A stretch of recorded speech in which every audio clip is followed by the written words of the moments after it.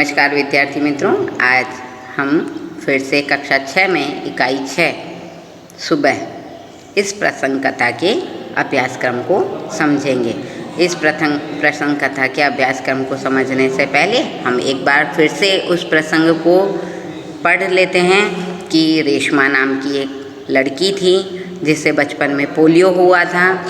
वह जब 5 साल की थी तब उसे पोलियो हुआ था। 11 साल की होने तक वह अपने सभी काम खुद करने लग गई थी। वह बड़ी ही जिंदा दिल और उत्साही लड़की थी, कभी किसी से घबराती नहीं थी। इसके अलावा हमेशा वह अपने काम स्वयं करना ही पसंद करती थी, बल्कि दूसरों की सहायता के लिए भी हमेशा तैयार रहती थी। उसने दीपावली के दिन पटाखों से जलने से अपने भाई को भी बचाया। सबने उसे शाबाशी दी। तो इस प्रकार की एक नए उत्साह, नए जिंदादिली के साथ जीने की कला इस कहानी के द्वारा हमें समझ में आई कि हमारी मानसिक विकलांगता या शारीरिक विकलांगता कभी भी हमें आगे बढ़ने के लिए नहीं रोक सकती है। चाहे कितनी भी मुसीबत आए, चाहे कितनी भी बाधा आए, हमें हर परिस्थिति का सामना करने के लिए हमेशा तैयार रहना चाहिए। तो यहाँ पर अब कुछ विकल्पीय प्रश्न दिए गए हैं। इनमें से हमें सही विकल्प चुनकर उनका क्रम अक्षर प्रश्न के सामने दिए कोष्टक में लिखना है। पहला है, रेशमा अब रिक्त स्थान साल की लड़की है, तो 9, 10, 11 या 12। तो इसके उत्तर में हम लिखेंगे सी 11। रेशमा की माँ क्या बनाना चाहती थी? ए पेड़े, बताशे, गुलाब जामुन या लड्डू? तो इसके उत्तर में आएगा डी लड्डू। माँ को रेशमा की आवाज़ से क्या महसूस हुआ? तो माँ को महसूस हुआ ए ममता, बी दृढ़ता, सी नम्रता या डी लाचारी? तो बी दृढ़ता। चौथा प्रश्न है, रेशमा बाजार से गोलू के लिए क्या लाई? तो ए बिस्किट, बी चॉकलेट, सी पिपरमिंट या डी टॉफ़ी? तो रेशमा बाजार से गोलू के लिए टॉफ़ी लाई। पांचवा है, रेशमा किनके साथ फुलझड़ियाँ छुड़ा रही थी? ए दादा दादी, बी माता पिता, सी भाई बहन या डी सहेली? तो ए दादा दादी के साथ वह फुलझड़ियाँ छुड़ा रही थी। छठा है, 5 साल की उम्र में रेशमा को क्या हो गया था? ए मलेरिया, बी पोलियो, सी टाइफाइड, डी जुकाम? तो 5 साल की उम्र में जब रेशमा थी तो उसे पोलियो हो गया था। यहाँ अगला प्रश्न है, कोष्टक में से उचित शब्द चुनकर रिक्त स्थानों की पूर्ति कीजिए। तो यहाँ पर रिक्त स्थान के लिए कुछ शब्द दिए गए हैं जो इस प्रकार से हैं कि बुजुर्ग, शूर, दलिया, भुलक्कड़ और निर्भर। अब इन्हें हमें रिक्त स्थानों में उचित क्रम में पूर्ति करनी है। पहला, ओह मैं तो एकदम रिक्त स्थान हो गई हूँ। तो भुलक्कड़, मैं तो एकदम भुलक्कड़ हो गई हूँ। दूसरा, रेशमा किसी पर रिक्त स्थान नहीं रहना चाहती, यानी निर्भर। तो रेशमा किसी पर निर्भर नहीं रहना चाहती। तीसरा है, रेशमा को दूध का मेवे वाला रिक्त स्थान बहुत अच्छा लगा। तो रेशमा को दूध का मेवे वाला दलिया बहुत अच्छा लगा। चौथा है, रेशमा के दादा दादी बहुत रिक्त स्थान थे। तो रेशमा के दादा दादी बहुत ही बुजुर्ग थे। पांचवा है, पटाखों के रिक्त स्थान में रेशमा की आवाज़ दब गई। तो पटाखों के शोर में रेशमा की आवाज़ दब गई। ओके मित्रों, इस प्रकार हमने रिक्त स्थानों की सही पूर्ति की है। अब अगला प्रश्न हमें कह रहा है, सही वाक्यांश चुनकर विधानों को पूर्ण कीजिए। तो यहाँ पहला प्रश्न है, रेशमा ने सोचा जरूर आज कोई खास बात है। क्यों?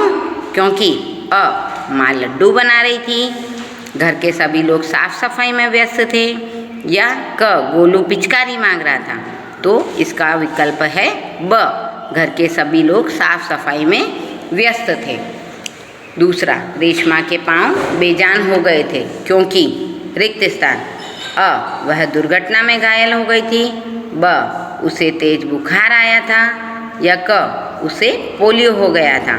तो इसका उत्तर होगा कि उसे पोलियो हो गया था।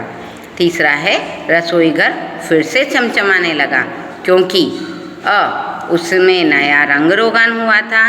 ब उसकी खिड़कियों में नए कांच लगाए गए थे। या क वहाँ प्रत्येक वस्तु साफ करके व्यवस्थित ढंग से रखी गई थी। तो इसका उत्तर है वहाँ प्रत्येक वस्तु साफ करके व्यवस्थित ढंग से रखी गई थी। अगला प्रश्न हमें कह रहा है कि उदाहरण के अनुसार शब्दों का वाक्यों में प्रयोग करना है। तो पहला शब्द है, उदाहरण है मंडराना। तो मंडराना शब्द का हमें वाक्य में प्रयोग करना है। आकाश में काले काले बादल मंडराने लगे। तो मंडराना शब्द वाक्य में है कि आकाश में काले काले बादल मंडराने लगे। दूसरा है बाधा। हमारे रास्ते में कई बाधाएं आई। अगला शब्द है उत्सुकता। मुझे मेला देखने की बड़ी उत्सुकता थी। अगला शब्द है दृढ़ता। व्यायाम से शरीर में दृढ़ता यानी मजबूती आती है। चौथा है बुजुर्ग। हमें बुजुर्गों का यानी बड़े बूढ़ों का आदर करना चाहिए। और पांचवा है व्यस्त। तो व्यस्त यानी बिजी यानी पूरी तरह काम में डूब जाना। तो सुबह होते ही सब अपने अपने काम में व्यस्त हो जाते हैं। अगला प्रश्न हमें कह रहा है कि निम्नलिखित प्रश्नों के उत्तर दीजिए। पहला प्रश्न है, दीदी आपका यह धमाकेदार धक्का हमेशा याद रहेगा। गोलू ने रेशमा से ऐसा क्यों कहा था? तो इसके उत्तर में हम लिख सकते हैं कि दीदी आपका यह धमाकेदार धक्का मुझे हमेशा याद रहेगा। गोलू ने ऐसा इसलिए कहा था क्योंकि उस धक्के के कारण वह पटाखे से जलने से बच गया था। रेशमा की शारीरिक कमी उसके इरादों में कभी बाधा नहीं बनी। इसका भाव समझाइए।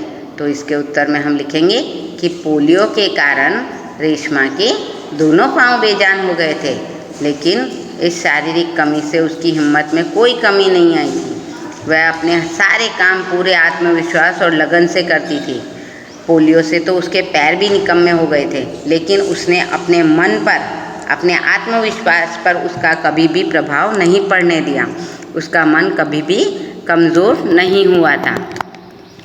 प्रश्न 2 हमें पूछ रहा है कि यदि आपकी कक्षा में रेशमा की तरह का कोई बच्चा दाखिल ले तो आप किन किन बातों का ध्यान रखेंगे। यानी आपकी कक्षा में कोई आपका सहपाठी हो जो कि किसी कारणवश विकलांग हो गया हो, तो आप उसके लिए क्या क्या करेंगे। तो पहला है कि किन किन बातों का ध्यान रखेंगे। तो हम लिख सकते हैं कि यदि हमारी कक्षा में रेशमा की तरह का कोई विकलांग बच्चा दाखिल हो तो मैं उसकी हंसी नहीं उड़ाऊँगा, उसके साथ पूरी हमदर्दी रखूँगा और ये भी ख्याल रखूँगा कि मेरे किसी व्यवहार से उसको कोई चोट ना पहुँचे। यानी हमेशा उसका आत्मसम्मान बढ़ाने की ही हम कोशिश करते रहेंगे। दूसरा प्रश्न है, किस तरह उसकी सहायता करेंगे। तो इसके उत्तर में हम लिख सकते हैं कि मैं खेल कूद और अन्य प्रवृत्तियों में अपने विकलांग सहपाठी को ज़रूर से शामिल करूँगा। मैं उसे हिम्मत बढ़ाकर हमारे साथ खेलने के लिए प्रेरित करूँगा और उसकी बिल्कुल भी उपेक्षा नहीं होने दूँगा। उपेक्षा यानी उसकी बुराई या उसके साथ बुरा व्यवहार नहीं होने दूँगा। तो इस तरह मैं उसकी सहायता कर सकता हूँ। तीसरा है, विद्यालय में क्या परिवर्तन करना चाहेंगे। तो विद्यालय में परिवर्तन के लिए मैं आचार्य जी यानी जो हमारे प्रिंसिपल हैं, प्रधानाचार्य जी, उनसे मैं निवेदन करूँगा कि इस विद्यालय में स्कूल में ऐसे कार्यक्रम का आयोजन करें कि जिसमें सभी विकलांग विद्यार्थी भी भाग ले सके, ताकि उसका मनोबल बढ़ सके और उसके आगे बढ़ने के उत्साह में कोई कमी ना आए। तो इस तरह मैं आचार्य जी से निवेदन करूंगा कि शाला के कार्यक्रम में ऐसे कार्यक्रमों का आयोजन करो जिसमें विकलांग विद्यार्थी भी भाग ले सके। इसके बाद अगला प्रश्न कह रहा है कि सोचकर बताइए कि जब दीपावली होती है तो आपके परिवार में क्या क्या विशेष तैयारियां की जाती हैं। तो इसके उत्तर में हम लिख सकते हैं कि दीपावली पर हमारे परिवार में पूरे घर की पहले तो साफ़ सफाई की जाती है। सभी चीज़ों को झाड़ पोंछ कर उन्हें फिर से व्यवस्थित ढंग से रखा जाता है। इसके बाद कुछ मीठे और कुछ नमकीन पकवान बनाए जाते हैं। परिवार के सभी सदस्यों के नए कपड़े सिलाए जाते हैं या खरीदे जाते हैं। तो इस तरह दीपावली पर हम अपने परिवार के साथ मिलकर इस त्यौहार की पूरे जोश से स्वागत करने की तैयारी करते हैं। दूसरा प्रश्न पूछ रहा है कि क्या दीपावली पर पटाखे छुड़ाने चाहिए और क्यों। तो इसके उत्तर में हम लिख सकते हैं कि दीपावली पर पटाखे नहीं छुड़ाने चाहिए। क्यों? क्योंकि इससे थोड़ी सी खुशी तो मिलती है, लेकिन बहुत भारी खतरा भी होता है। पटाखों के कारण पैसों की तो बर्बादी होती है, वायु प्रदूषण भी बढ़ता है और इसके साथ किसी के जलने की या किसी दुर्घटना होने की संभावना भी बनी रहती है। तीसरा प्रश्न है, किसी ऐसी घटना का वर्णन कीजिए जब आपको किसी ने बचाया हो या आपने किसी की सहायता की हो। तो इस बारे में हमें अपना एक यादगार प्रसंग लिखना है जो हमने किसी की सहायता के लिए किया हो। तो यहाँ पर ऐसा ही एक प्रसंग व्यक्त किया गया है जो कि कुछ इस प्रकार से है कि पिछले वर्ष मैं अपने मामा जी के गांव गया था। वहाँ नदी में नहाते नहाते मैं गहरे पानी में चला गया और डूबने लगा। मुझे तैरना नहीं आता था। अब तैरना न आने से मेरे प्राण तो संकट में आ गए थे, यानी मैं मुसीबत में पड़ चुका था। मेरे साथ नहाने के लिए आए लड़कों ने ये देखा तो तुरंत तैरकर मेरे पास आया और मुझे किनारे तक खींचकर ले गया।